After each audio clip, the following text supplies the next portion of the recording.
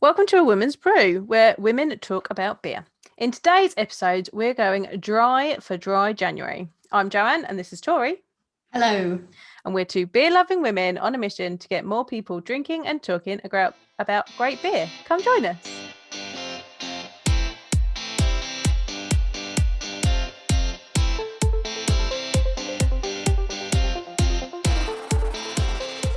Hello, beer tasters and podcast listeners. This is Joanne, and I just wanted to give you an overview of what my beer school, Love Beer Learning, can offer you. So at Love Beer Learning, what we want to do is we want to help you build your beer vocabulary, build your beer tasting confidence, so you can post beer reviews with ease and confidence, and so that you can understand exactly what's in your glass and enjoy it every single time. Now we do that through a variety of ways. One of my ways is my beer membership, the Beer Tent Society.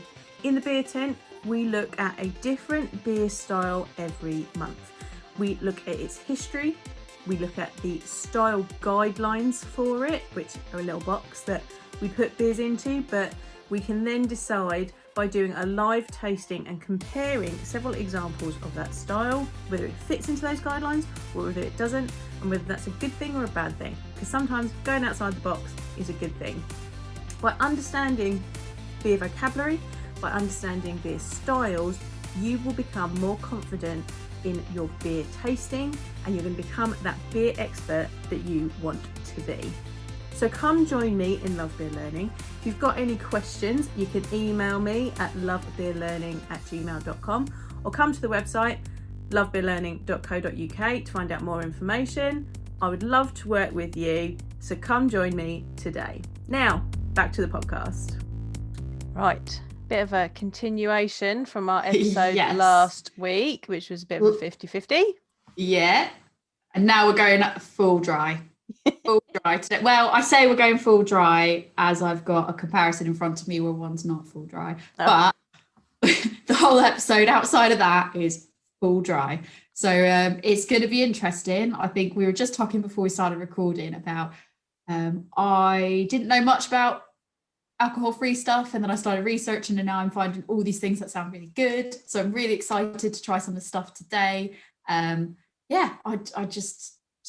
you excited for Dry January? I'm not doing Dry January. Are you doing Dry January? I'm not doing Dry January, but I think like in the last couple of years, the alcohol-free beer scene, like air quotes alcohol-free, and we'll get into that in the episode, beer scene has really expanded, and I think that's a really good thing from, a health point of view and a choice point of view.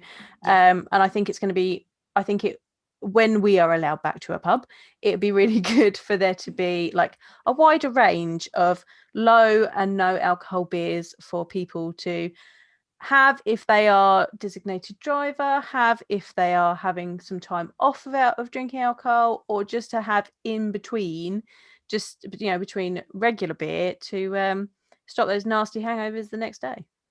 Yeah, and just to highlight about Joanne saying when we can go back out to the bar again. If you're watching this, it's the 8th of Jan, or no, it's not the 8th of Jan. It's a day in January. It's a day in January. Maybe you're not watching it in January, but we're recording it in January. And we're in lockdown 3.0. Yeah, whatever number lockdown we're on now. I don't really feel like we've been out of it. So who knows when we'll get back out and back to the pubs, hopefully. Yes. I concur with that. And I've made a note about as well how Louise in the Women's Pint Club, she was basically saying she didn't even know there were different types of alcohol-free until last year. And I'm in the same boat as her of I didn't realize there was so much choice. And I think that choice has really just sort of expanded really in the last year, 2 years. Yeah, really. Definitely. With more options, but not enough people know about all the different options, I don't think. So researching this was fun. What we've done is we've tried to get a sample of lots of different types so that we can kind of say, oh, this style maybe doesn't work as well, and this one does definitely work. We've got a hop-based product that's not actually alcohol-free beer. So that's going to be really interesting to try. I think we'll just break them down as we go with what we're drinking. But yeah, it's going to be exciting. I think I'm excited. Yeah. Should we get into it? Yeah. So really, what we start with, I guess, is what is an alcohol-free beer? And as Joanne alluded to, don't be fooled when it says alcohol-free or you think you're getting an alcohol-free beer.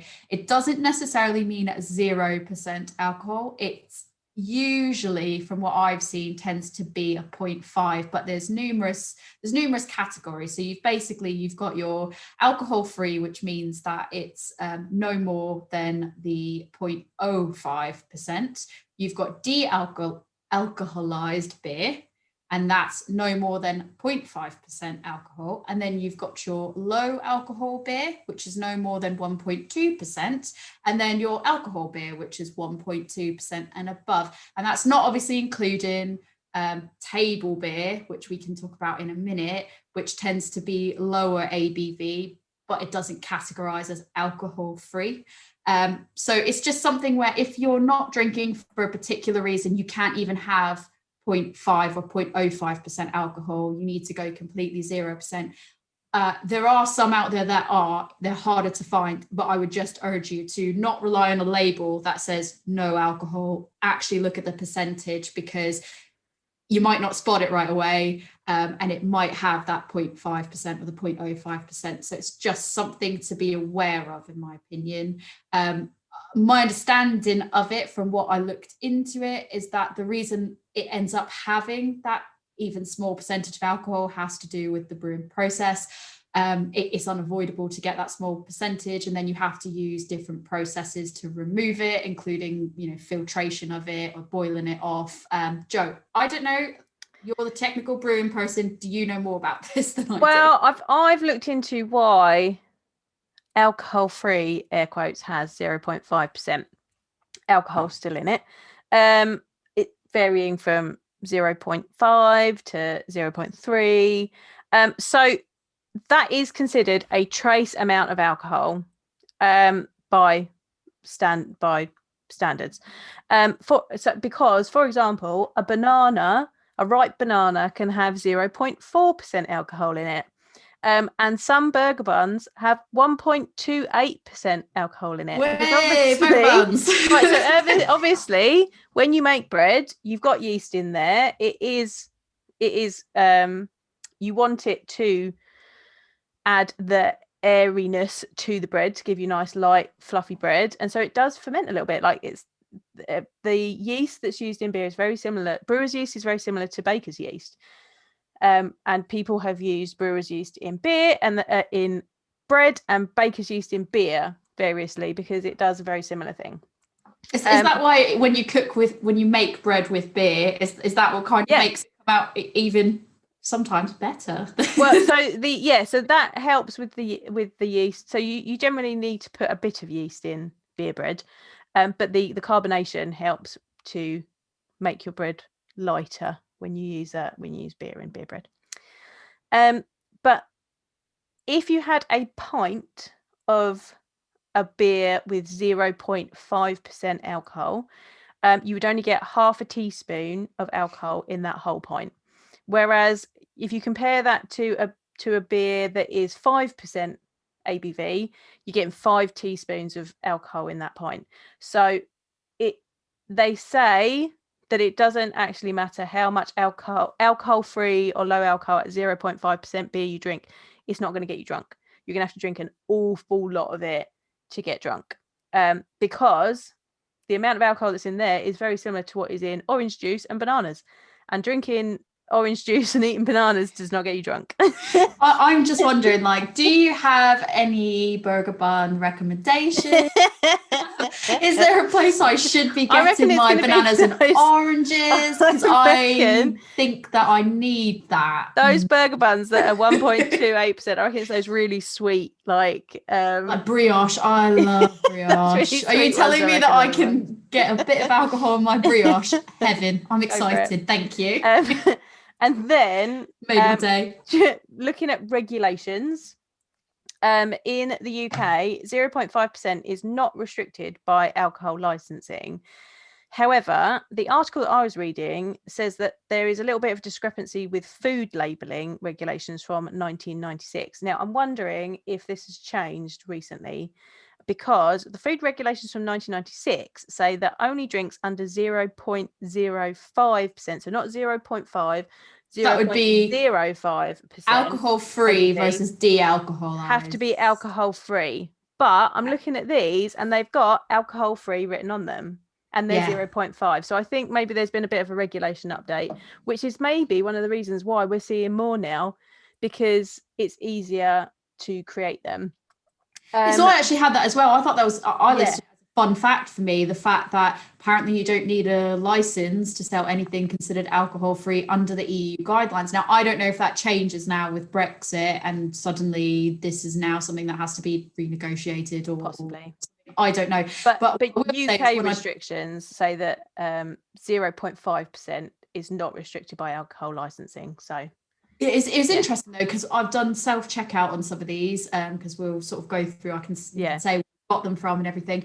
And doing a self-checkout, they still required me to have somebody come over and do an ID check because it did still ring in as alcohol. I think that's because it's a beer. So I was reading as well that if it's a bit, if it is, even if it's 0.5%, if it's a beer or wine, if it's a beer or wine product that's got that, it still needs to be checked. Yeah, it was just interesting because I was like, is it or isn't it? And I'd learned that fact. So I thought, oh, well, maybe it's not going to do it. And I put it through the till and then it said, yeah, assistance needed. And I was like, it's alcohol free. So yeah, I thought that was quite interesting. Well, so an EU law, which obviously we won't be subject to anymore, but EU law says that any beverage that is under 1.2% ABV does not have to have the ABV on the label. So I was just looking at some of these, like Lervig and Omnipollo do show what alcohol level they are, but technically by law they don't need to. EU law, they don't need to. So maybe that's because it's being imported into the UK. Saying that, I do think I did come across some previously that didn't have it on it, and I was looking for it, and they didn't have all the facts on it. So that's quite interesting. That'll be labelling then. Yeah, interesting. Yeah, so fun regulation facts. Woohoo! I know everyone tunes into this podcast. They are like, I cannot wait to hear about all the regulations. All that sweet Brexit talk, and that's why I listen. It's amazing. So yeah, I guess now that we've covered sort of what is alcohol-free beer and the different categories, I mean, I don't know about from your perspective, but sort of when it comes to if we do or don't drink them and how does it fit into our lifestyles and our routines, I'll be honest and say that, you know, for me, I never really drank them because they didn't fit into my lifestyle. So I was never even bothered enough really to seek out low or no ABV. For me, it's always been, if I want to drink a beer, I'll have a beer.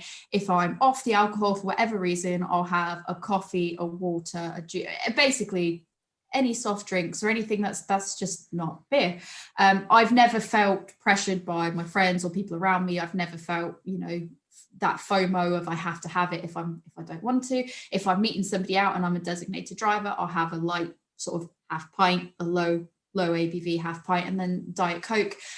So for me, it's just never been something that fit into my life. But what I will say is, as I kind of did the research for this and I saw everything that was out there, I think this podcast pushed us to do the research on this because it just was so topical. It seemed like a good thing to cover.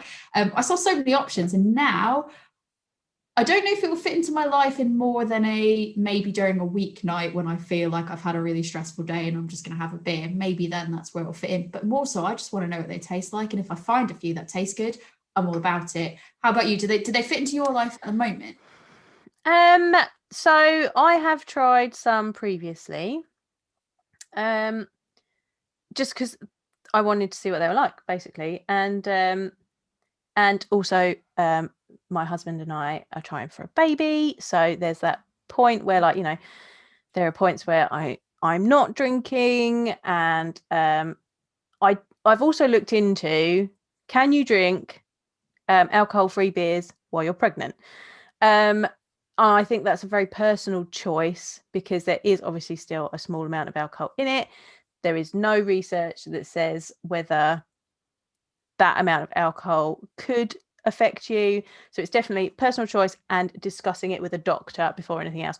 Not recommending that pregnant women drink low alcohol-free beers at all. But I think if you're at a point in your pregnancy where you're that part way through your pregnancy where it is safe, your doctors said it's okay, and you're really craving a beer, and they have, my friend got recommended by her doctor to drink Guinness while she was pregnant because of the iron in it. Yeah. So there's doesn't ever seem to be. We're not doctors. We are not doctors, and we are not missing anything. It's always checked. Can you imagine with the doctor, if I was a doctor? Right?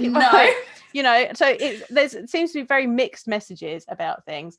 But I know lots of people that do. I know lots of people that, through their pregnancy, they drank, alcohol-free beers. Right. So alcohol-free beers, as a personal choice, not recommending it in any way. But I started trying them to see if there was any good ones. That if I was pregnant and I really craved a beer, was there be one that was good enough that would satisfy the craving without the alcohol being in there? So I have had a look at some in that sense. Haven't needed them yet. Also, the ones that I've tried have just been. They've been so I've had the ones that I've tried. I'm like, I think the Brewdog ones were the closest ones. The Brewdog ones we did last week were probably the closest ones that I've gone. I drink it, it's fine. But everything that I had prior, which is all macro stuff, pretty much, I've just gone. It doesn't even taste like beer. But I don't think the original tasted much like the beer I enjoy myself. Yeah. So I found I preferred, of the few that I've had a few big drops, and I found the darker ones were better than the lighter ones, but I prefer darker beers anyway, so maybe that contributes. But there is such a and actually I preferred Hazy AF to Punk AF personally. I thought that was a much better alcohol-free beer, just because it tasted more like the beer that I was expecting than what I think Punk AF did. But the selection, separate episode, check it out. But the selection that is available has grown so much that there are different styles of alcohol-free beer now available. And I just pre-ordered a Farmhouse. I just literally but I ordered on a website we'll get into later that's due to be delivered next week. I ordered a Farmhouse from a brewery, and I was just like, I didn't even know they made alcohol-free Farmhouse ales. Like, what? Yeah, so you can get almost an alcohol-free version of any style now, and from some of the very big breweries that are famous for various different beer styles. So I think because there's more choice, there's more things to try, and I'm all about trying new beers, and alcohol-free beer, tick that off of the Untapped list. Yes.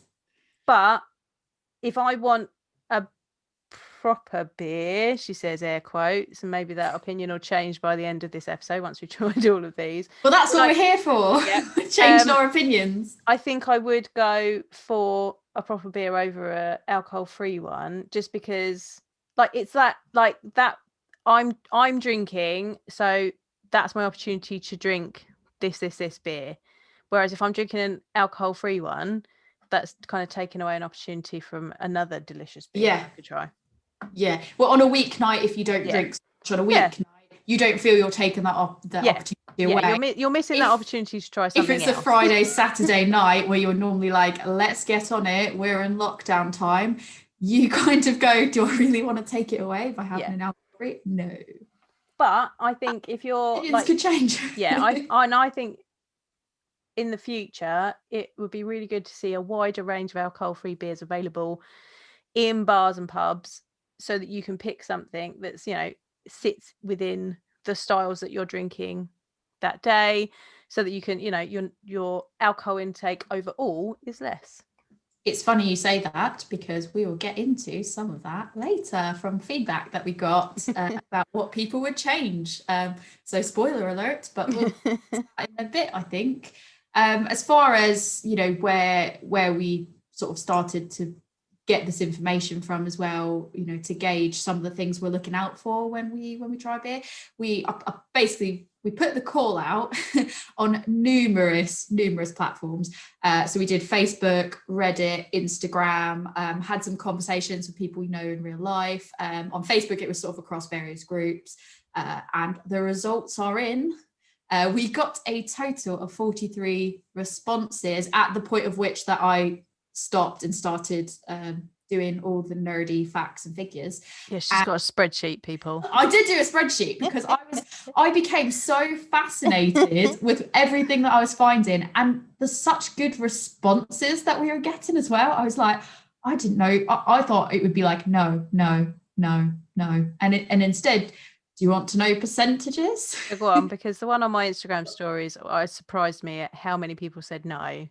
But this is surprising me a bit. Yeah, it's 49% of that 43 responses said no, they do not choose to drink alcohol-free beer presently. It's not by choice. So I've factored them in as a no if they've said that they drink it if someone gave it to them, but it's not something they choose to drink regularly, or they've had it in the past but they don't choose to drink it now so much. And 51% said yes. So I thought it was quite interesting actually how really good. Close it was, because I think for me, I expected there to be more no maybe than there was. So that was an interesting turnout.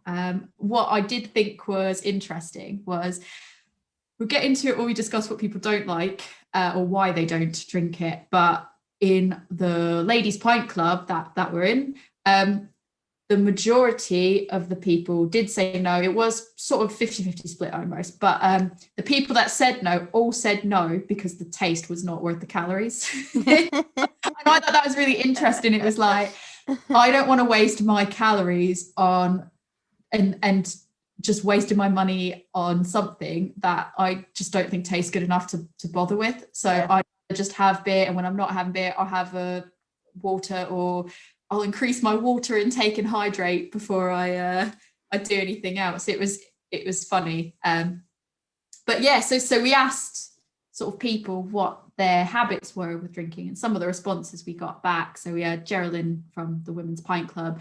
She works at Brewdog AF, I actually think. Yeah. I know she works at an AF bar, and I think it's Brewdog AF. And she was just basically commenting that she thinks the British lifestyle revolves too much around drinking, and more so than she's used to sometimes. It's not that she doesn't drink alcohol beers, it's just, a lot of times she just wants to be able to hang out with her friends without having a hangover the next morning. So I thought that was an interesting and a quality observation, I think, about the culture over here for anybody that's sort of not from here, from the UK. I think you probably have this image in your head of how much British people like to drink. Whether or not it's accurate, I'm not going to comment. I'm going to not comment as a person that moved here and is used to a very different drinking culture. But that was an interesting thing, I thought. I don't know, do you have any thoughts on that at all? On British drinking culture? Do you think that a lot of, I don't know, do you think that it would be... maybe we do. Yeah, I don't know. I've never spoken to somebody that is British to be like, do you think the culture...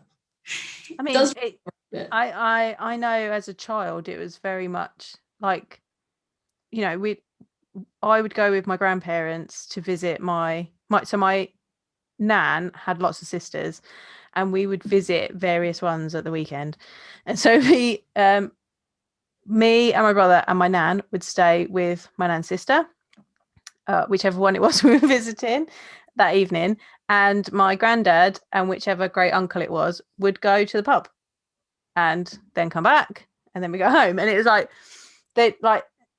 the men always went to the pub and the women stayed at home. So some women went to the pub, but mostly the men went out. And my other granddad and my uncle would go, and there was a lot of we'd go for a pub lunch. So it revolves a lot around pubs, I think. It's not so much the drinking. It's not the drinking. It's the being in the pub and the socialization and being with people in the pub. And I think the thing is, nowadays that is less, because pubs are not necessarily as, like, they're not in walking distance, not as close to where people are. Like, there is not a pub in, but there's not really a pub in walking distance to where I am. There's a social club, but it's quite like, it's like right at the other end of the village, quite far away, and they do not have beer that I would drink on. Let's say That's very diplomatic. Yes. I'm not even going to comment. So if I'm going to go somewhere for a drink, I'll get on the train and go into Canterbury, where there are a plethora of bars and pubs and things. But where we are here, there isn't a pub we could walk to. And nowadays, like, way back in the day, you could go to the pub and drive home. Yeah. Not recommending it and not condoning it, but I know in the US people still go and have a few beers because it's not that. Don't do it, people. Do not do it. And I'm like, after moving here as well and seeing how serious people do take it over here as well, for having a society that I think is more focused around meeting at the pub, and like I said, not so much. Yeah.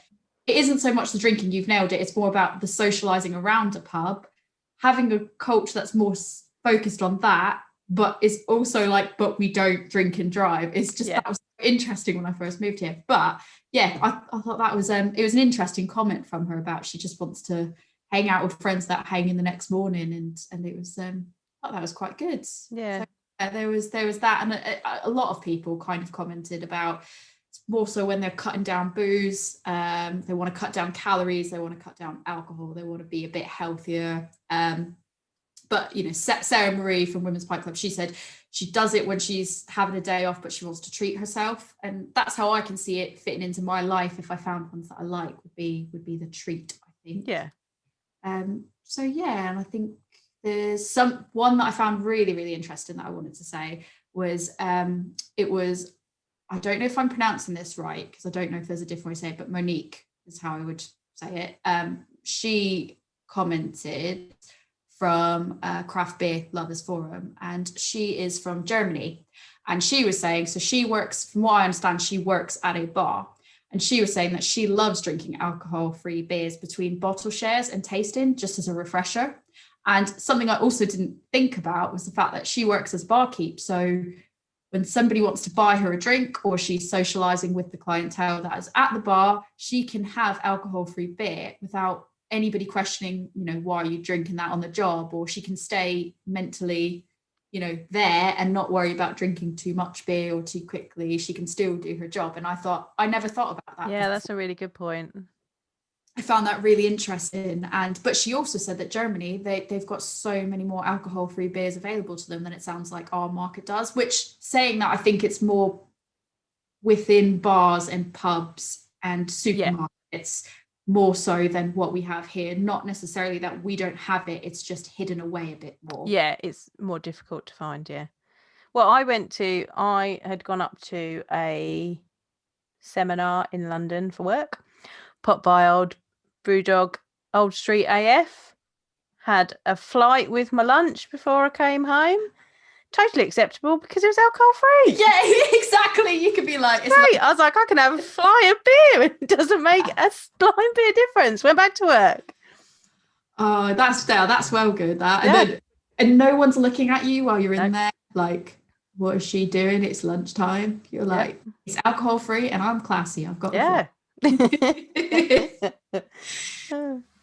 Yes, that's sort of some information that we've got. The only other one that I thought was really interesting is somebody uses them. So John Fox Smith from Craft Beer Lovers Forum, he mentioned that he uses them as mixers. So he'll mix Punk AF and Nanny State together, because he said they're better in their sum than in I've never thought. I know they do beer blending, and I think we should definitely do an episode on beer blending, because there's a few interesting ones established and ones we could try. Never thought of doing beer blending with alcohol free, but also he's mixed Hazy Jane with Punk AF just to have a nice, even lighter version of it for dinner. And interesting experiment for anyone that wants to try. Mix your alcohol-free beers. That's my takeaway message of that. I thought it was great. Alcohol-free beer cocktails. Yeah, that's what we're next on our cocktails episode. So now I want to get to actually drink, because what I did is I got 2 supermarket ones. Joe doesn't have them. I don't have them. I've got Shipyard, normal and low tide. And the reason I did is because I thought it would be good to start at macro level. Yeah. Because that is a lot of people's first, and that is a lot of what people judge alcohol-free beers on. So in the US, Shipyard is made in it is an actual craft brewery, but over here it gets brewed out of Marston's, isn't it? Yes. Yeah. This is what they look like together. This is the alcohol free, which is a 0.5%.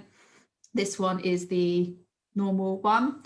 I mean, they do look pretty similar. They're both gold. They've both got a very low white bubbly head. And they're very clear as well. Yeah, they're very clear.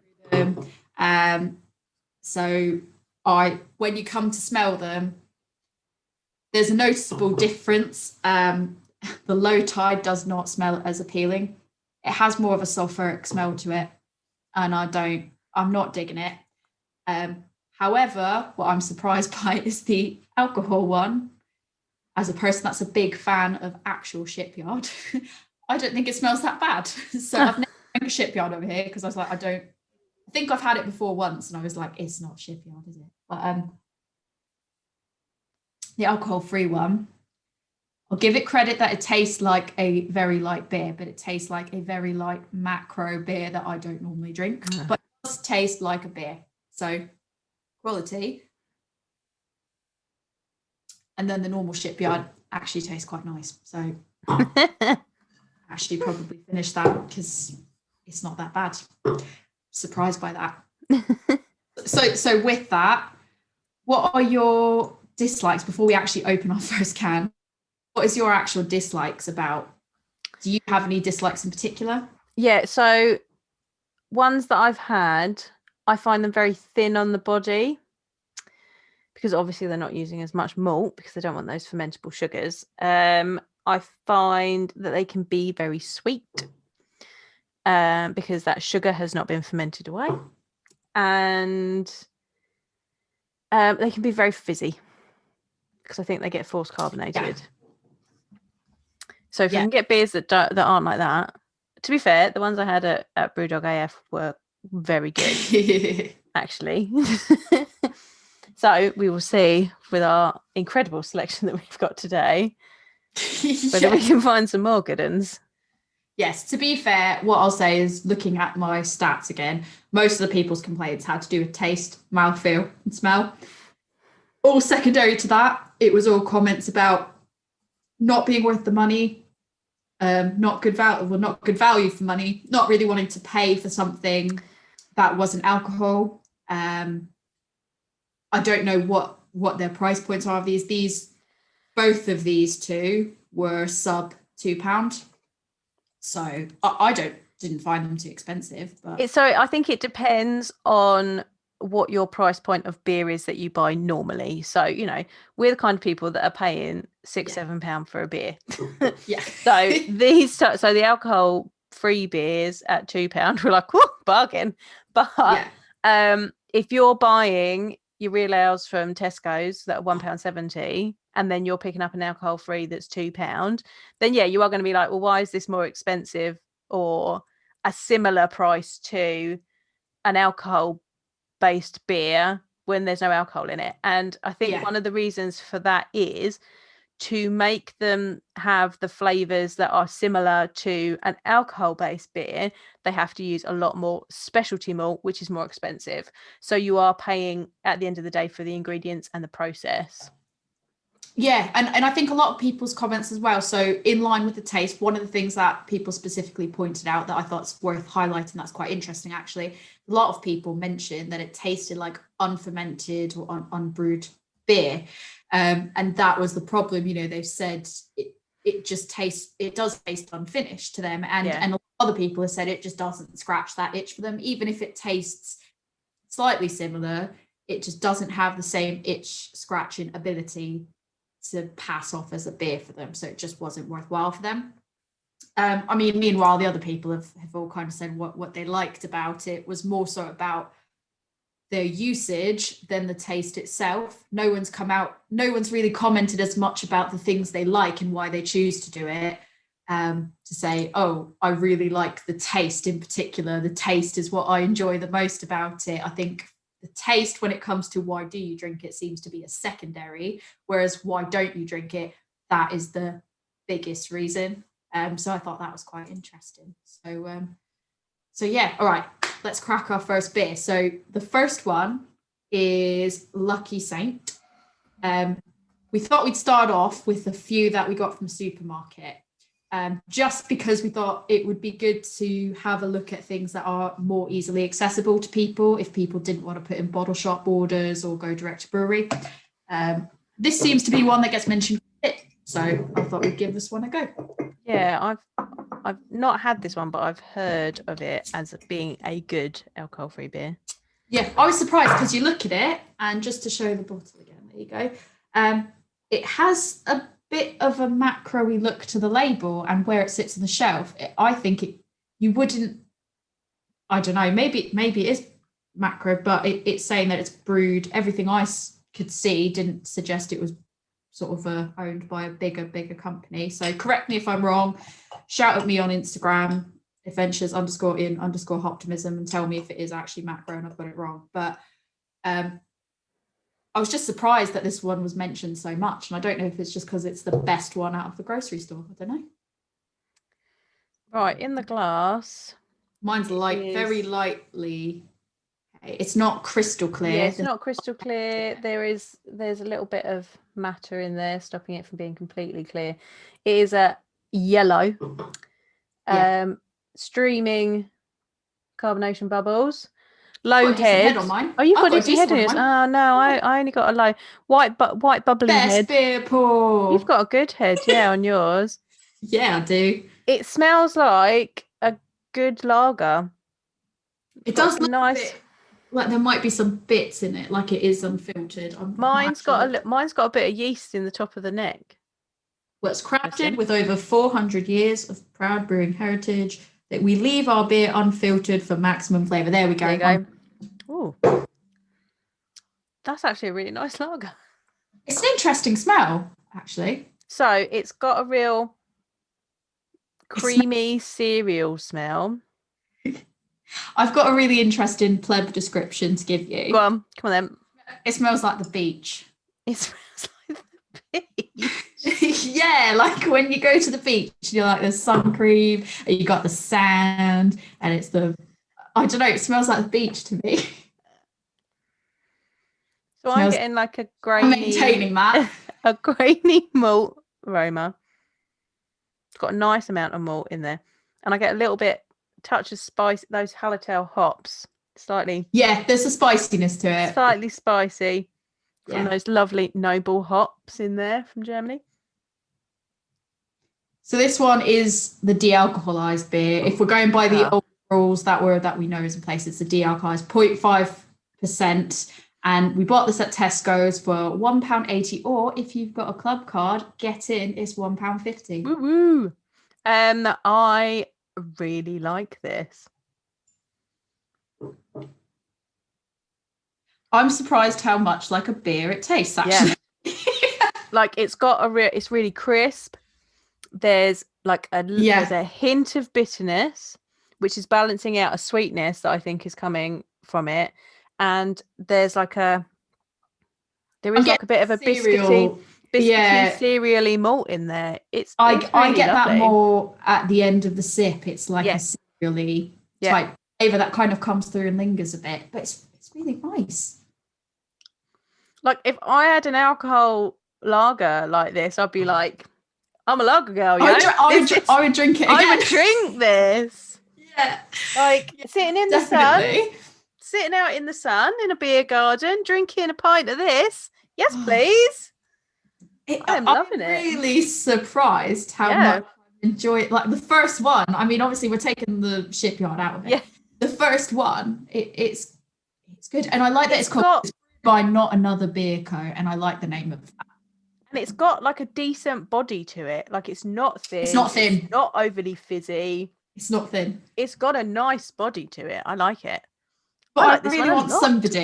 I want somebody to message me on Instagram and just tell me when they've had one that they also agree it smells like the beach, because it smells like the Email beach. lovebeerlearning@gmail.com. Tell us if you think it smells like Tell the us if you beach. think it smells like the beach. Please, somebody, if you Doesn't smell understand. like a British beach, I'm if telling you- you that.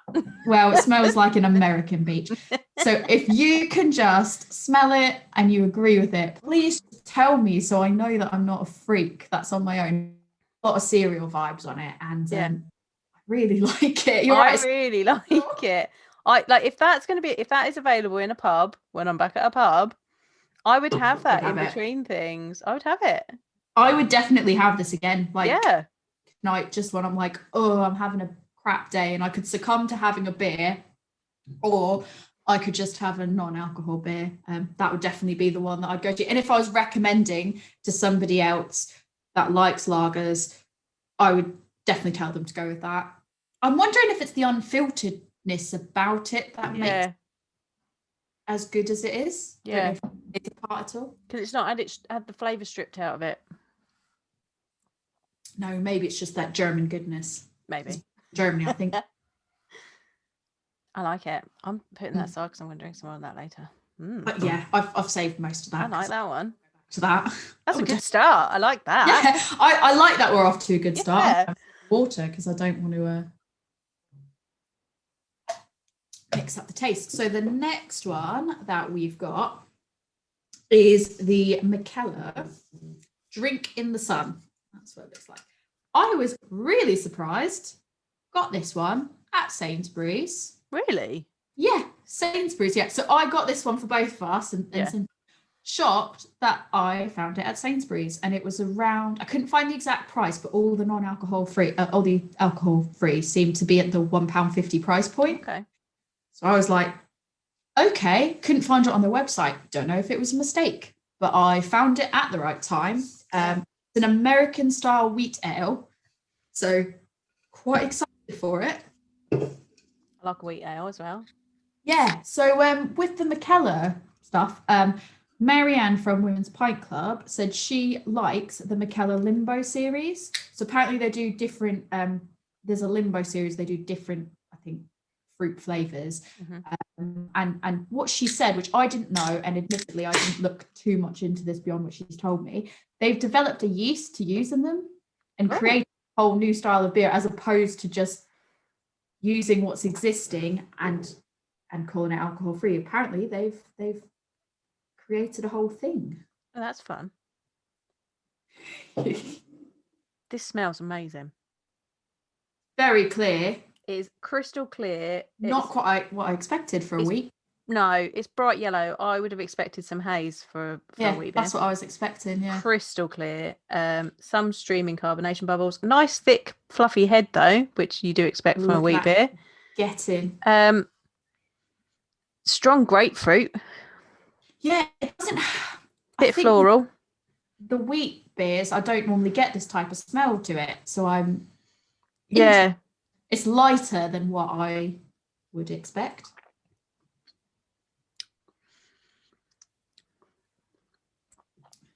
It's not a wheat beer, is it? It's not a wheat beer. I think there's a bit. There's a bit of creaminess to it that I think may have come from wheat if they've put wheat in it. I actually don't dislike the taste of it. No, it's all right. It's a bit. It's got that slightly thinness to it. Yeah, it's definitely a wheat beer. I want a bit more body and maybe a little bit of chewiness. It's all right. I think it's fruitier. It's got a very fruity quality to it. Yeah, like berries in the sort of towards the end of it is what I'm getting, a sweetness of like a berry. Yeah, there's definitely a sweetness in it. And it's interesting because it's just not what I expected from a wheat beer. So if you gave that to me and asked me what I thought it was, I'd say it was more a pale ale or a IPA. Yeah. I would not have said that was wheat beer at all. It's all right. No, like I said, I enjoy it, but it's if I knew that was your thing, was wheat beers, this would not be the one. Yeah, no. Yeah, that one's okay. I'm glad we started with the Lucky Saint. Yeah. What I will say is I think this one, what a comment that somebody made. I believe it was actually Damien in, I think it was Craft Beer Lovers Forum said it. I think it was him anyways that said it. He said basically a lot of alcohol free starts off really good when it's ice cold, and as it warms up, it just loses that and it becomes so enjoyable anymore. And if I'm going to be honest, the first few sips of this, I was like, yeah, okay, that's nice. It gets the nice bit of fruitiness towards the end of it, and it's a bit sweet. And it actually kind of overwhelms it the more sips you take. Yeah. I'm not loving it as much as the first sip of it. And agree, I'm happy we started with Lucky Saint. Yeah. The next one we've got is another one from Sainsbury's. It's another 0.5%. It was £1.50, and it is Galactic Milk Stout from Big Drop. I'm Joanne. excited about this one. Yeah. I'm excited about this one. When I saw that, I was like, well, you have to have it. Yeah. I'm even going to use my nice fancy Pomona glass for it. Your fancy glasses you keep buying. Yeah, I bought the goblet from Staggering the Good. I'm excited for my goblet. You can smell chocolate as soon as you open it. Got a lot. To me, it smells like an iced latte. I got hit in the face with iced latte. Oh, creamy. So a lot of people name Big Drop as being their favourite of the alcohol-free. They were one of the highest that I got feedback on of when I asked what people liked and didn't like. It was everyone seemed to mention Big Drop, and people that even said, I don't think the stouts are pulled off particularly well as alcohol-free, said, but I like Big Drops. So that's got to say something. Yeah. So this is black. Possible little red highlight in there.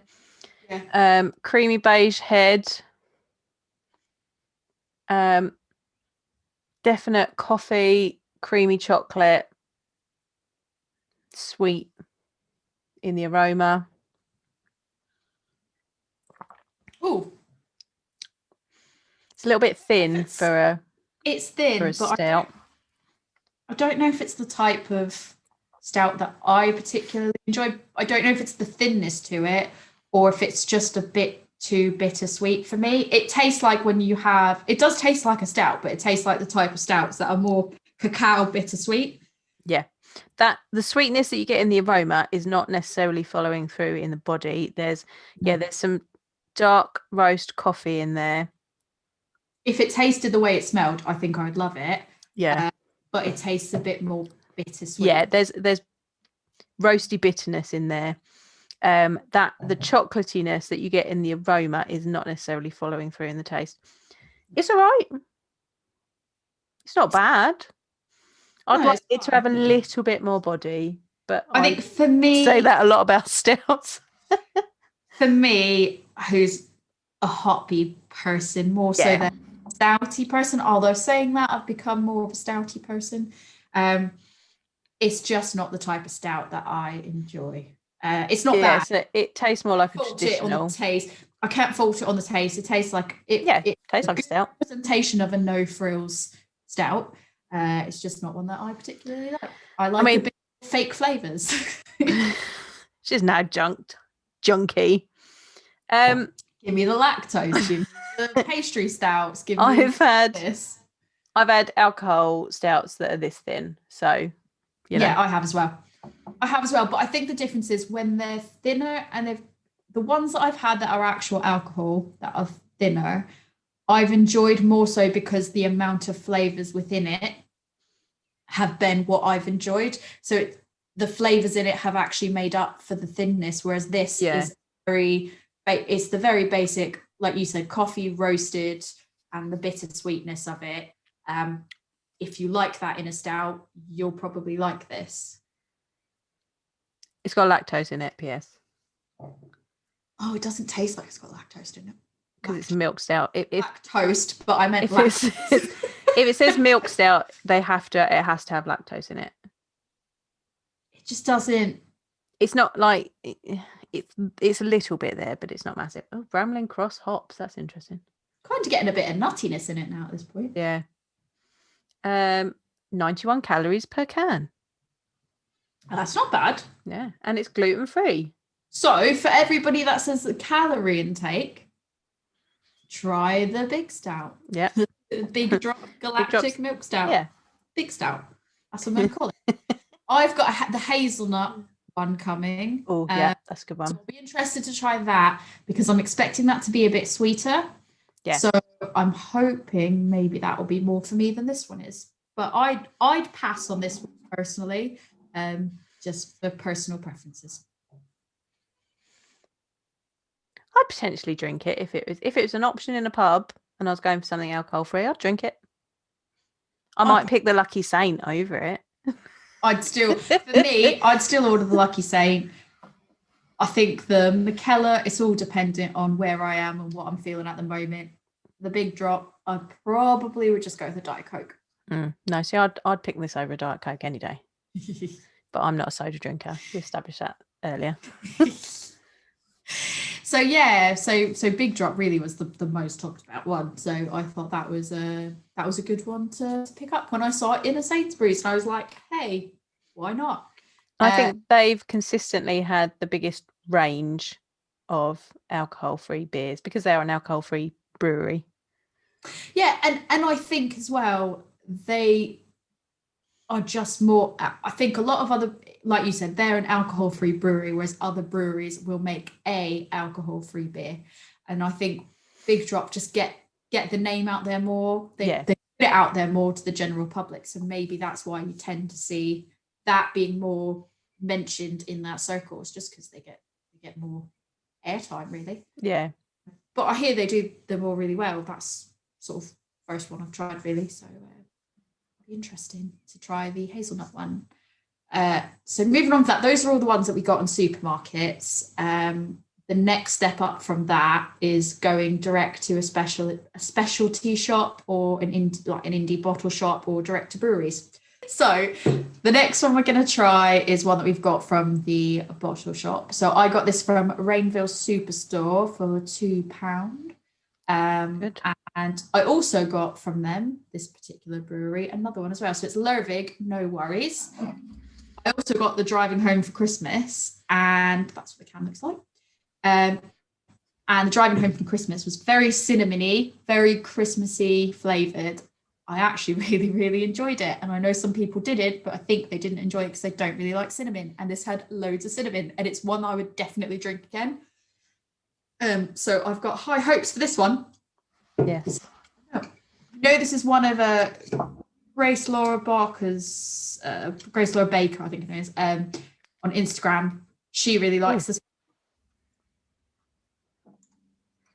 Very hoppy smelling when you open it.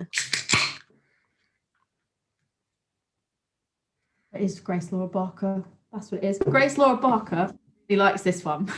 So she recommended it. So I thought it would be good. I'm getting like proper vegetal hop off of this. Are you getting that? A smell that I love. Lots of head on mine. Yeah, I've got lots of head on mine. Hazy. Very this is what I hazy. expect. This is what I expected the Mikkeller one to look like. I did as well. Like so hazed you can't see your hand through it. Yellow. Yeah. Bubbly white head. Decent sized head. Mine's quite thick. Yeah. It smells like cabbage. I don't like the smell. It smells like cabbage. It's got the smell that I don't like. I'm getting a bit of hop. When I first cracked it, I got like a hoppy smell. Now I'm getting a bit of cabbage, but there's a bit more. Oh, I don't like that you said cabbage. It smells like cabbage. It's not even broccoli, it's cabbage. Mate.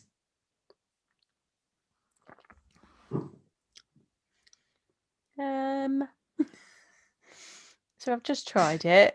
We went really quiet there. So for those listening, we tasted it.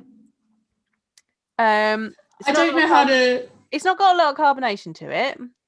I suppose it's a bit fruity. I'm gonna say something, and you're gonna have to cut this out. It tastes like an armpit.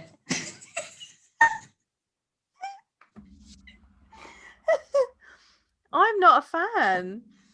It tastes like an both said we don't like. So I was just like, have I got a bad can? No, then we've both got bad cans.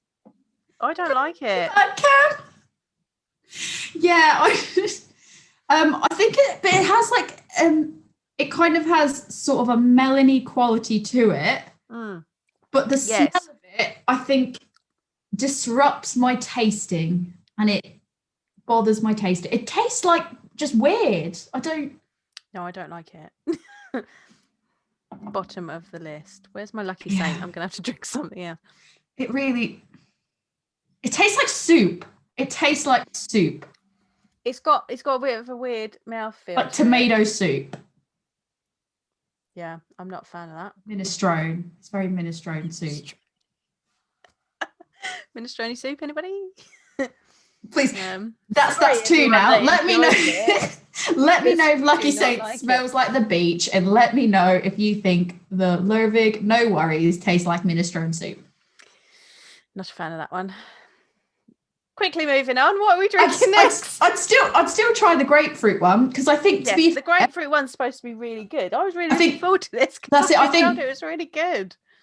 Grace Laura Barker, and she specifically told me I think the grapefruit one she really liked. And somebody else told me, I don't remember who it was now, told me they really liked the grapefruit one too. So I'm wondering if the grapefruit one, I'd be willing to give that one a go.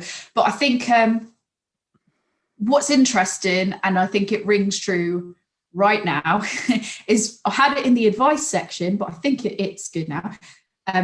Grace Laura Barker has also said that basically her advice was to just try as many as possible, because she said you can get a good one that you really like that tastes a treat, or one that tastes amazing to you, you can recommend to somebody else and they can hate it. She said it's very, very Marmite. Yeah. So she's had ones that people recommended as being amazing, and she's just like, yeah, no, that's not for me. So I don't think that the fact that we don't like that one is a personal dig to anybody. I think that just for us and what we normally drink and what we normally like, it doesn't work for us. It's very hoppy, and I'm not a hoppy girl at all. I'm a hoppy girl, and going back to the stout. Right, that was least favourite for me. Least favourite, yeah. So definitely at the bottom currently. Yeah. I couldn't even get you to get another sip of that to confirm the soup. You were like, no. No, that is done. Thank you. Right. The next one is Nirvana Brewery. It's a classic IPA. I got it from a hoppy place. It was about £3 for the bottle.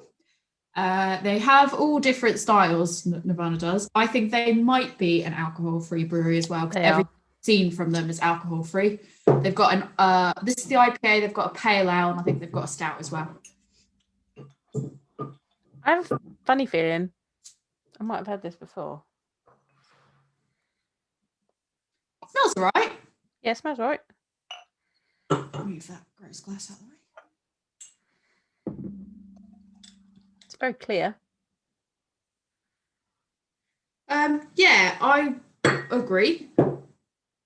It's got a decent head on mine. Mine doesn't. Clear. Kind of not what I was expecting it to look like. It is crystal clear. Crystal clear. Fat carbonation bubbles. I've only got a very low white head. I don't know whether that's the glass I've got it in, possibly. You've got a much better amazing head. You're doing the good pause today. Yeah. But what? It's very clear, and it's just not what I expected it to look like. It's very piney.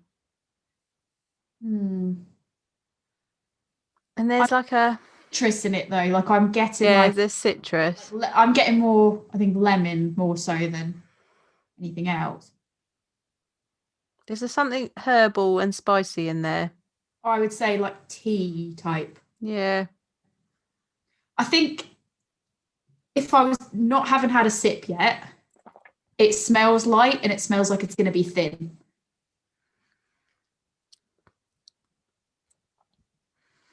Not as thin as I thought it was going to be. And it doesn't taste like offensive. No. It tastes better than I thought it was going to be based on the smell. It's refreshing. It doesn't taste like a beer, really, to me. It doesn't taste like an IPA is what I'm thinking of as an IPA. There's I I think there's an awful lot of pine, and then there's some spiciness and some, I want to say lemon. I'm getting the spiciness more so than I think Yeah. anything else. Yeah, I'm getting there's lemon spiciness with a bit of herbalness to it. yeah, there's a bit of herbalness to it. It's all right. It's refreshing. Yeah, it's like I said, it's not offensive, but just the IPAs I like a bit hoppier, and I don't get much hoppiness. Yeah, in it. I think if you read IPA, that this is not what you're going to expect in the glass. No. I wouldn't even say it's very similar to an English IPA either, because it's too much No. pine for an English IPA. Getting a bit of bitterness on it, but Yeah. it's like I said, it's not as thin as I thought it was going to be. It smelled like it was going to just be a thinner, lighter. I'd like a little bit more body, maybe. Yeah, I'm happy with the body level of it. I want more hoppiness. It wouldn't scratch the itch. Bit more juiciness. It's a bit. Yeah. It's a bit dry. That's what it is. It's dry. Yeah, dry.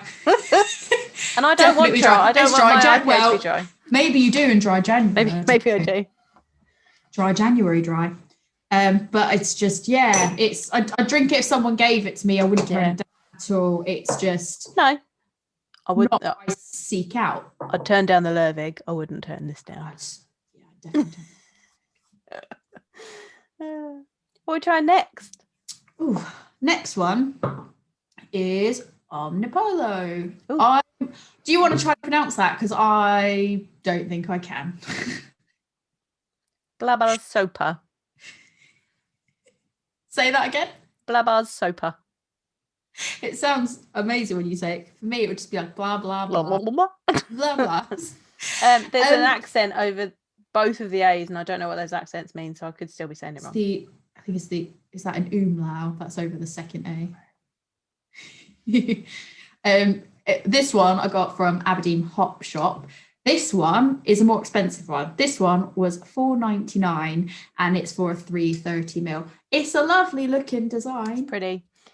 In very, line with very pretty. everything Very Omnipolo. Omnipolo does, yeah. I've had Omnipolo's non-alcoholic beer before. Not this one, a different one, Knox. And it was really lovely. And actually, didn't realise it was alcohol free. Well, this one actually, where a lot of these are the 0.5%, this one is a 3%, so slightly lower than what the other ones are. And it is oh my goodness. Oh, is it lively? It is lively, and it is very, very, very red. Should I get my napkins ready for me? Yeah, do. Hold on. Oh. Napkins at the ready. Yeah, that just. This one is a pale ale brewed with blueberries and vanilla. Yeah, it's purple. I'm going to use a nice glass for this, I think. I'll use my new cloud water glass. Yay! I look like I've been stabbed. You need backup. What is with your luck today? Because mine's perfectly fine. Oh, mate, it's my turn for everything to explode. That's both of us. We've had one each now. Did you cut that out of last week's video? No, kept it. Is it still in there? I thought you were cutting it out. I told some. It was too brilliant. Joe's cut it. Me going, I don't know what to do. And me just laughing. Because we then say, okay, after the break, we carried on. So we had to carry it on. This is a lovely colour. I will admit, though, not what I was expecting from a pale ale. This is Omnipolo, though. Come on. Yeah. But I just when someone says pale ale, I don't expect it to look like this, with this beautiful pink coloured head. The smell is very pungent. Yeah, so it's thick purple with a massive pink purple blancmange head. It's a blueberry. It's like if you mushed blueberries and how it ends up being that like pinkish colour. It's got a blueberry looks like aroma. Yeah, very strong blueberry, like blueberries. It's like a thin Bianca. Thin. You think that's thin? Well, compared to Bianca. Compared to a Bianca. Like, Yeah. compared to the other beers today that we've said are thin, this is not thin. This is not thin. is a thin Bianca. So if you've ever had an Omnipollo Bianca where it's like I'd agree to that. smoothie, this is a thin Bianca. the mouth feel is perfect. Like, if you gave me that, if you gave me this and said, there you go, have this fruit beer, I'll go cheers, and I would happily suck this down and be like, oh, so while what ABV is that? Well, I agree with you, and I would totally agree that that's a thin Bianca. What I will highlight, though, is that Bianca is a lassie goes. Yeah. This is meant to be a pale ale. And I, as much pale as ale, I think is the wrong description for it. Absolutely, I enjoy it. But what I would say is if somebody that really likes pale ales, but I think this is more tart and full, and yeah, this is like it's fruit beer. Yeah, I think if someone ordered this and really liked something light, a pale ale, and then they got this, they'd be like, "What is this?" I need to stop drinking it because otherwise I'm going to suck that right down. Now, if they had this in the pub, I would buy that instead of an alcohol beer. You get the tartness in the back, like the tart bite you get in the back of your mouth. You know, and you have something that's like sour gummies or something like that, and you get like that feeling in the back of your mouth. That's what I just got drinking this. It's delicious. It's all over my counter, but you want to clean it up? No, it's fine. No. Is it going to stain? No, I've wiped it up. It's just a little bit sticky. It'll be fine. Right. I need a sip of water. Oh yeah, that one's. You definitely need a pouch. That is coating. That one. Yeah. That is properly coating my mouth.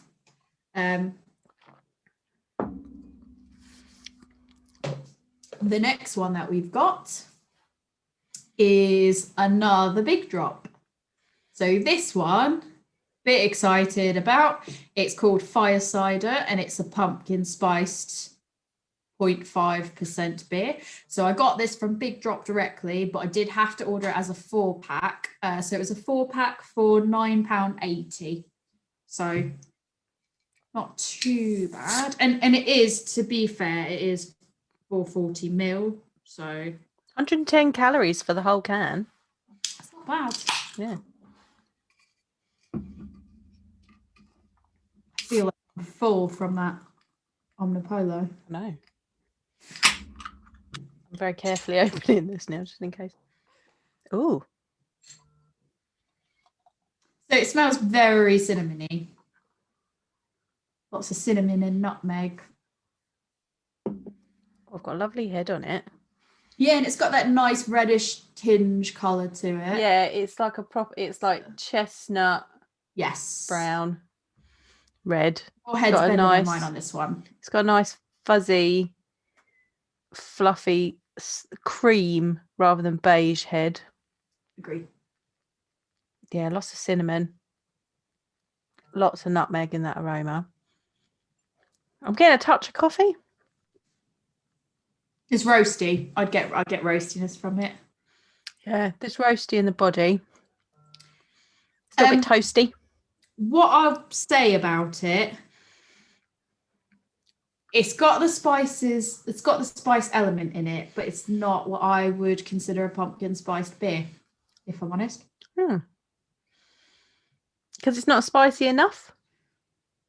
No, it's not that. It's more, there's a smokiness to it. And I think there's almost too much smokiness in it that it sort of detracts away from the spices. So maybe if they had amped up the spice levels on it, I would then go, okay, it would come through. Like if it came through as strong in the taste as it does in the smell, I'd absolutely love it. I think there's the smokiness and the roastiness.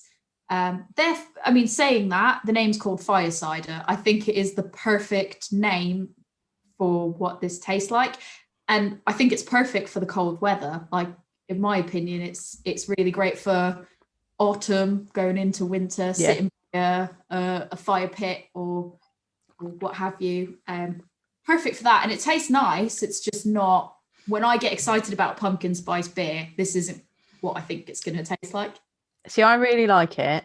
I like that kind of toasty roastiness with balancing with the spices. I would like it to have a little bit more body Agree. because it's a touch thin. It's thin. But I feel this is going to be a complaint that we have about, more apart from Omnipolo, apparently. Yeah. Yeah, the dark horse, the pale ale, is like too much body. But I really like that. That's nice.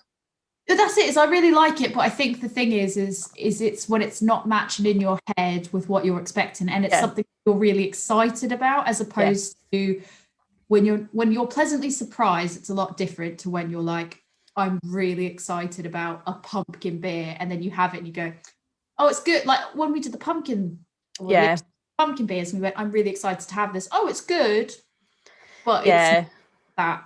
Yeah, they weren't what we wanted. They weren't what we wanted from a pumpkin beer. Saying that, this is one that I do think scratches the itch for me. Like you said, it's a touch thin, but it does the job for me enough, and it is something I'd drink again. I'd order it if I was someplace and I needed to have an alcohol-free. Yeah.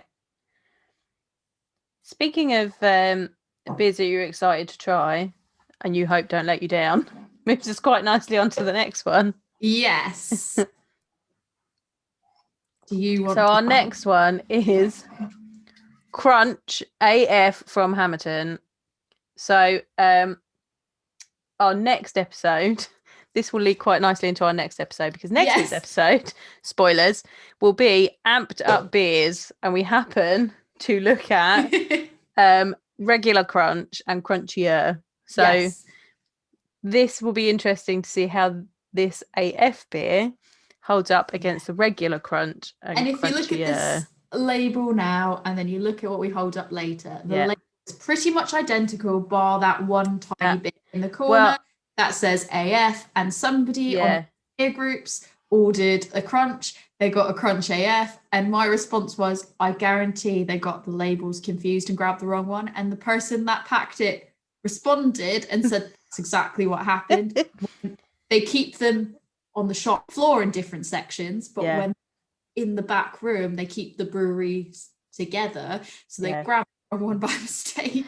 What? So you pointed out to me that, because we got these from Hop Shop Aberdeen, didn't we? Aberdeen Hop Shop, £2.69. Yeah, so that's where we got them from, and you pointed it out to me, and when I was looking at the picture, I'm like, that's not an AF beer, that's the regular Crunch. And then when you squint, you see that AF, and you're like, oh no, it is. That's what when I was looking at it, I was like, I think they've put Crunch in the wrong section. It's like, that doesn't look right. But they didn't. No, it's just a very similar label. Yes. Be warned, people. Yeah, you might grab the wrong one. I'm going to use my stout glass.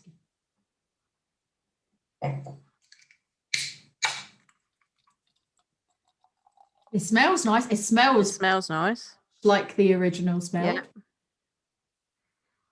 It's got the coconut to it, the nuttiness to it. I've got a decent, very, very dark brown, decent head, beige, fluffy head on there. Yeah. I'm getting that caramel. It smells the exact same. It smells the same. For me, it smells the exact same. There's like I said, there's the coconutty element to it, but there's also just overall nuttiness. So I got the coconut more in Crunchier than I did in Crunchy, and I feel like I got them in both. This has got a little bit more coconut in it than Crunch does for me. That's not necessarily a terrible thing. No, but I'm getting what you're saying about the carameliness. It is a bit like wafers, caramel wafers. Yeah, wafery, that's it. Wafery, caramel biscuit. Yeah. I'm going to guess that you're going to say the same exact thing as me. Yeah, go on, you go first. Touch thicker. Yeah, I want it to be thicker. Like, it tastes nice. It tastes lovely. It tastes nice. So what I was going to say is it tastes really nice. I think I might even enjoy it maybe slightly better than the alcohol version, if I'm honest, because it almost has a bit more nuttiness in this one than I got in my can. I was concerned that it was going to be fizzy, and it's not. It's not. But I would like it to be thicker. However, if I'm out drinking and I want a break and they've got a Crunch AF, it's a decent drink without feeling like you're missing out on something. I think having tried the alcohol version directly, obviously kind of next to it, it's very well executed as an AF compared to its counterpart. Yeah. So last week we looked at the Brew Dogs. So, you know, some of that I was just like, I get the connection, you know, with punk AF. Yeah.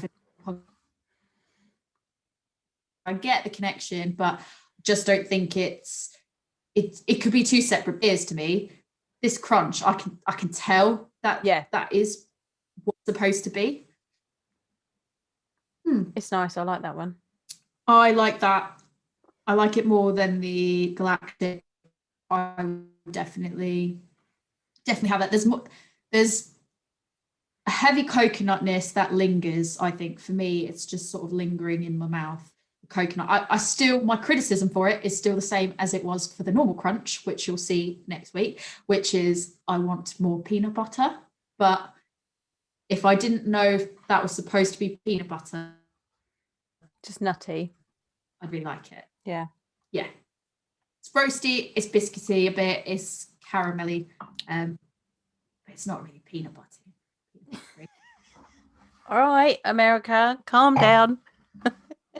Need my peanut butter, man. It's good though. We've got one thing left to try, but before we move on to that, because it's not actually a alcohol-free beer. So I thought before we move away from alcohol-free beers, I thought we could just share our thoughts really on how we think the alcohol-free scene can be improved. So I got some feedback from people. I tend to agree with a lot of it. See what you think. So Marianne from Women's Pint Club said that she doesn't like the super sweet ones. You know, why do they have to add lactose in so many alcohol-free beers? So not doing that as much. It seems like that would be her suggestion for that. Stephen from Craft Beer Lovers Forum said if they could make them indistinguishable from the real thing, then it might be more of an incentive to drink them. And actually, I would say Crunch is pretty much there. Crunch is pretty much there. And I would say that though it's nothing to compare it against per se, Lucky Saint, I think, is fairly indistinguishable. So yeah, if you just gave me that and said, here's Lucky Saint. If you just gave me, I think Omnipolos. If you just gave me Lucky Saint and went, here's a lager, I'll be like, oh, this is a nice lager. And if you gave me the Omnipollo and went, here's an Omnipollo fruit beer, I'd be like, oh, this is a good Omnipollo. Like I wouldn't have said that they were alcohol free. If they repackaged that Omnipollo as, like you said, a Bianca, an alcohol-free Bianca, yeah, I would go, yeah, that's really good. The crunch is really good, and like you said, I mean, the other ones are for the most part decent enough to drink it, but in terms of being indistinguishable, I would say those three really are pretty good. So check those out. Yeah. Then Nick from Craft Beer Lovers Forum said he wishes that they went away from the crazy sweet malt profiles that detract from the experience. So I think you had said as well, the ones that you had tried a bit on the but side. I think the problem with that is I think it's part of the brewing process for them, because that sweetness is not being taken away by the yeast. So I think as alcohol-free beer brewing processes develop, that sweetness is going to go away as they work out how to get rid of it without yeast eating it. It makes sense. So it's whether or not, while that's a suggestion of what could improve it, whether or not they physically could improve it is a whole matter. My husband Rick, he basically said his feedback really was that he's not really bothered about the fact that there's no alcohol in them. That's, for him's not the problem. For him, it's the taste, and if it tasted nicer, he'd probably drink it more. So for him, he just wants an overall improvement in the taste, and I think a lot of people agreed with that. That was the majority of the feedback, as we said before. And then I think this is one that we both kind of touched upon at the beginning, but in my opinion, it's quite a big one as well, which is from Back to Basic 5 on Reddit. So it's got to be his actual name, Back to Basic 5. Said, considering how big it is getting, it's a real shame that pubs aren't following that example. People don't need to get drunk to have a good time. It's in a pub's interest to make sure they have a decent alcohol-free options available to give people another option. And I think that's actually pretty good, because at the moment you go in and you go, there's a Beck's and there's a Heineken Zero. Yeah. But I think you've also, like, from a business standpoint, you've got to think about like fridge real estate and tap real estate, and what is selling and what isn't. I would really like for there to be a point in the future where there is a range of alcohol-free beers available either in the fridge or on tap at various pubs and tap rooms and bars. But I suppose it's that making that choice over, am I going to have, like, you might have one alcohol-free tap. Can you afford to have more than one if people aren't going to buy it? So, and can you afford to fill a fridge with alcohol-free beer? Because as we've said, the price is comparable to other beers, to other alcohol beers. Can you afford to take up that space with that beer? It would not be nice to get to a point where a percentage is dedicated to that. But I think people need to be buying them for that to happen. Yeah, I think it's a double-edged sword, really. Yeah. I completely agree with Back to Basic 5. I do think actually there is more of a calling than what these establishments are offering. But then maybe the answer to that is, don't just go and buy a scattergun approach of buying loads of alcohol-free beer. Look at what you have and look at the fact that it's not maybe as quality as other ones can be. I mean, if this lucky saint, for anyone that's watching the video, I've just held it up, if that was one of the, I think you'd corner a good for an alcohol-free option and not just craft beer drinkers, quote unquote. I think that is the type of beer that you could get a craft beer drinker to enjoy, but also somebody that likes, you know, normal macro stuff. I mean, it might have a bit more flavor than some of the other macro stuff they're used to drinking, but I think that's a fair compromise. That's going to hit a larger audience than maybe a Hamilton Crunch. You know, you put Crunch in there. I'm really going to like it. You're really going to like it. But at an average pub, how many other people? Your average beer drinker is not going to be one. Like. No. And you're omnipolo. No one's going to go in and go, oh, some people might, but in a normal pub setting, you're not going to get an average non-craft drinker going, that one's good. They might pick it because the can looks nice, and then they'll drink it and they'll go, that's not what I was expecting or used to. I walked into a pub and they had Crunch AF. I'd be all over it. This Omnipolo there, I'd be like, my new local place have I walked into? This place is great. Yeah. and if that was their alcohol-free selection, right, I'd be like, where is your beer menu, people? Where's your real beer fridge? Let me hit that one up. Give me your full fat alcohol range. Like, what? If that is your alcohol-free offerings, who is your beer buyer? I want to have a conversation with them. Yeah, exactly. And you'd be like, well done. Yes. Like, yes. So yeah, I think the only other thing about the advice that people were giving about finding sort of alcohol-free ranges and how to make it fit into your life really was Rowley called at 82 on Instagram had said sort of all things in moderation, especially moderation, which I thought was really nice. And I think on some level, it's kind of, it can make you appreciate both sides of the fence more when you sort of are trying a bit of, if you're not afraid to try alcohol free, it might be good to explore it, because then maybe even if it's not for you, it can make you appreciate what you do like and help you find what you do like a bit more. Yeah. So it's that balance really between all these and your normal doings. And then they Back to Basic 5 again on Reddit said that they started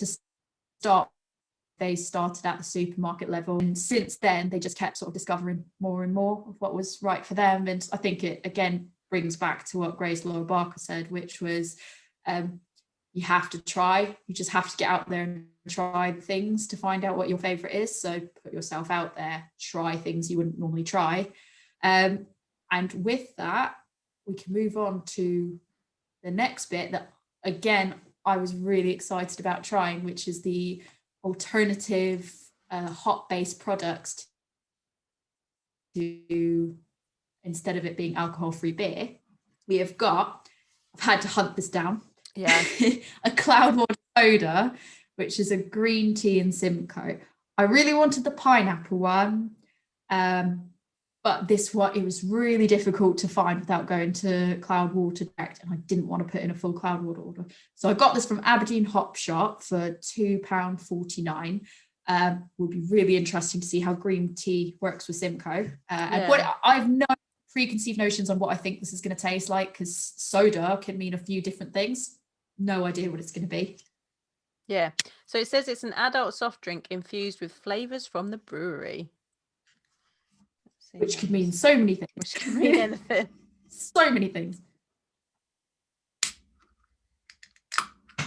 Excited for this. Smells interesting. Smells like green tea. It smells like green tea. I'm trying to do a head pour on it. Hilarious. Yeah, you're like, I just like, what am I doing? I'm pouring it like a beer. They're going like, it's fizzing away quite quickly. Yeah, it's because it's not a beer. It's not a beer. Saying that, I do have a little thing. My head completely disappeared. I'm just amazing at my pores. I can't help it. Smells like green tea. It looks fizzy, but it doesn't look like it's like when it's not as being a soda. I expected it to be a lot. There to be lots of smell. bubbles. It's very green tea, but it kind of has like a ginger ale-ish type smell to it. I'm getting a bit of licorice. Yeah. Okay. Now that you say it, I think it's the green tea mix with the licorice smell that makes it almost a weird ginger ale taste. Smell, not taste. I'm trying to drink it like I drink a beer. I know, so am I. We're in like swirling it around. We are in beer drinking mode, and we're trying to taste it. We're trying to do beer tasting on a soda. And you think, how does a person normally drink? Like, just drink normal. You just drink it. Just drink normal. How do you drink normal? I don't understand. Who's tried beer tasting techniques on a Coke? Oh, yeah, tell us how to do it. It's interesting. I don't really know how to describe it. It's not full on flavour. But it's not as fizzy as I expected it. I expected it to be properly carbonated, and it's not. I think it's fairly fizzy, actually. Mine's not. No, mine's not very fizzy. I mean, it's all like it's carbonated, but if this was a beer, I'd say it was lightly carbonated. It's not fizzy, which is what I was expecting from a soda. No, I know it's not. But if I'm having a soda, you know, a carbonated soft drink, absolutely. It's not carbonated in the way that an actual soft drink is. No. But it tastes like when you get an iced green tea. Yeah. With a bit of soda water in it. But it's fizzier. Yeah, it's like you mixed iced green tea with soda water. Yeah. That's exactly what it tastes like. I really enjoy it, actually. Yeah, it's quite nice, actually. Not that I didn't think I would, but I thought it'd be interesting with it being green tea, because green tea can sometimes it's hit or miss green tea when you use it. And then pairing that with Simcoe, I was like, how is this going to turn out? I have no idea. Actually, it's quite nice. Yeah, it is nice. It's really good. Monique, again, the from Craft Beer Lovers Forum, who's in Germany, she was saying she's the biggest fan of the Cloudwater sodas. So she said she loves the green tea and the mango one, and she orders them regularly over there. And she treats them more really like she treats some expensive lemonades. And she was saying over actually in Germany, their non-hop based products, they do a lot of lemonades, like hopped lemonades. Yeah. So I didn't hear that before. Really quite interested. So when we're allowed to travel again, I'd really like to go someplace that I can try hopped lemonade, because that sounds really, really nice. Yeah. Interestingly, it's under 5 calories per can. Really? That's what it says. That's not bad at all. Under 5 calories per can, 0 ABV, 440 ml. 440 ml. Yeah. Yeah. It's zesty. It's got the zestiness. Yeah. I really like the zestiness to it. But yeah, you can go to Cloudwater's website and you can order this one. You can order pineapple and yuzu, or you can order mango Citra. But also you can get like packs now. They've just added those to the website. And in those mixed packs, you can get mixed packs of the different kinds. I really want to try the pineapple myself, but they also do like a low ABV pack in general, where they do some low ABV beers from Runaway and from the brewery. And they do those ones with their their sodas as well. Might have to give that a second look. So it does contain caffeine, I guess, from the green tea. I'm okay with that. I'm addicted. But it's sugar-free, vegan-friendly, gluten-free. So that's ticking. So it ticks dry January and veganuary. There you go. There we go. I'm pleasantly surprised. I am as well. I find it quite refreshing, actually. And I think this would be really nice in the summer to drink in the summer as well. This particular flavour of it, I think. Yeah. And, yes, it's quality. I think it's pretty quality. Yeah. A lot of people say they've tried it. They've never tried any hop-based products, but a lot of people expressed to me that they would want to try it, that they'd be quite keen to try it. And some people had never heard of the Cloudwater soda. And when I said that, they were like, what? What is that? So a lot of people seemed interested in it. And I would say it's got my seal of approval for sure. I would definitely try it. Well, Beer Co did some as well that I hadn't tried. I would be interested to try those now. Yeah, I didn't try that either. And someone brought those to my attention. I was like, I didn't even know they did them. They said that at the moment you can still get them, but there's only one that they think you can get. But I looked on Wild Beer Co.'s website. I couldn't see them at all. No, I couldn't see it on there. Through another, supplier that you've got to get it from. I'm not entirely sure. But there's a lot of outside of hop-based non-alcohol products, just in terms of drinking in general. You can get as well non-alcoholic wines, non-alcoholic spirits. And then there's another hop-based product I've got actually behind me. Hang on. Just when it comes to the non-alcoholic spirits, if you're a gin and tonic type person, but you're also a beer drinker, I've just sent you, Joe, some of these. You've got it now. It's by a company. It's a London-based company called Square Root. They do hop tonic. So it's a citrusy tonic water. It's got lemon and rosemary in it, and it's a hop-based tonic. So you can do a gin and tonic with this hop tonic, and it fulfills that hop-based product. And you could do I tried non-alcoholic gin called Seedlet, and it's actually really nice.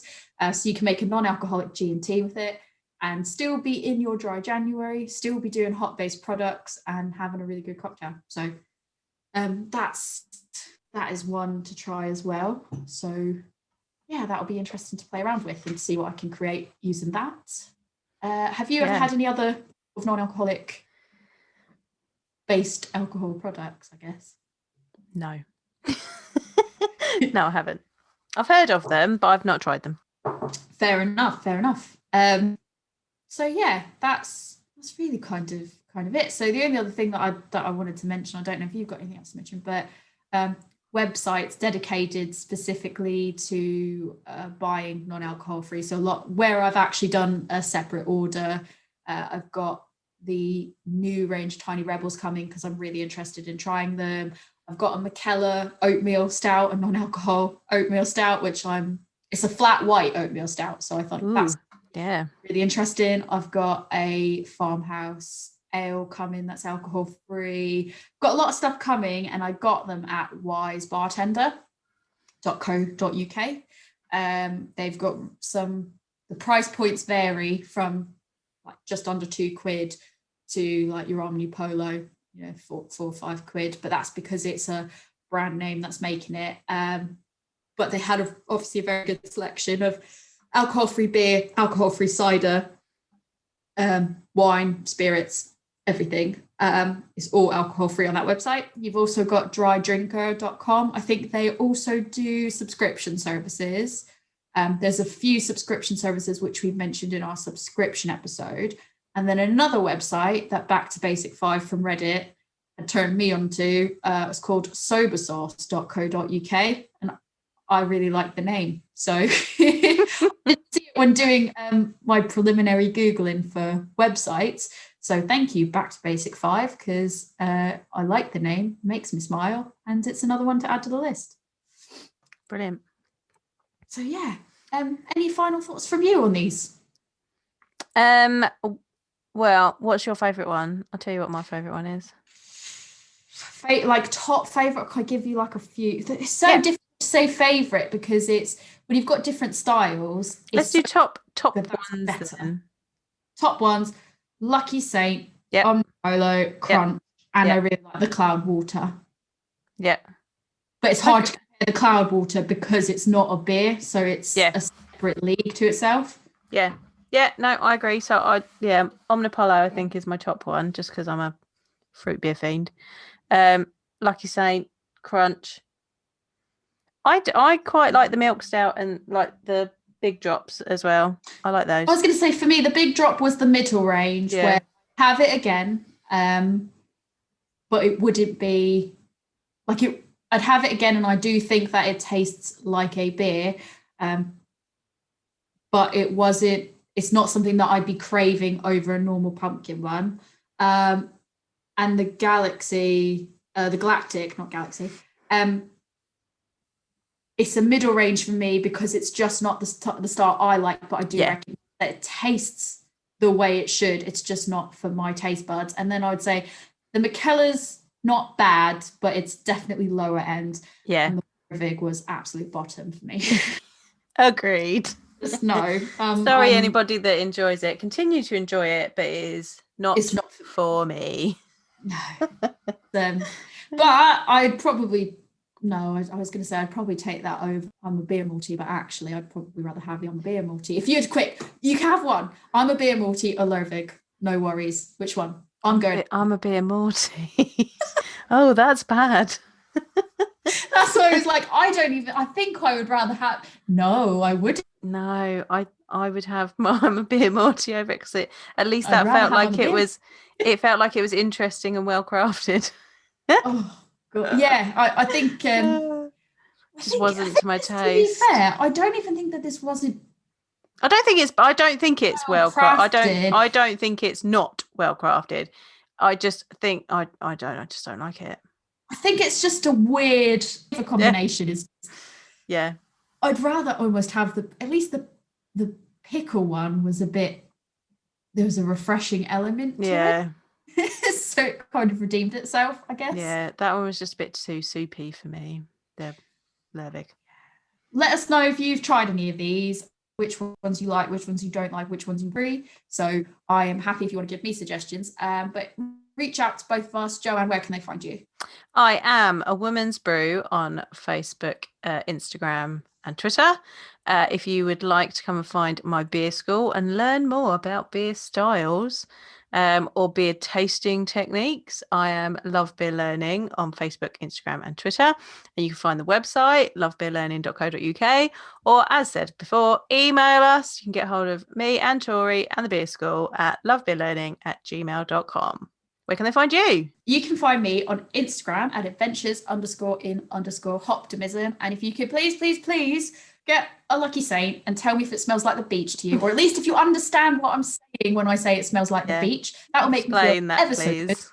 Yeah, it will make me feel ever so good. And if you've had a No Worries by Lervig, think it tastes like minestrone soup, maybe a bit of an armpit, I don't know, please let me know, because it will make me feel like I'm less alone. It'll make me feel good. So yeah, get me on Instagram, and yeah, I guess that's it. Let's go drink some real beer now, and let's get rid of the real beer, but let's go have some alcohol beer.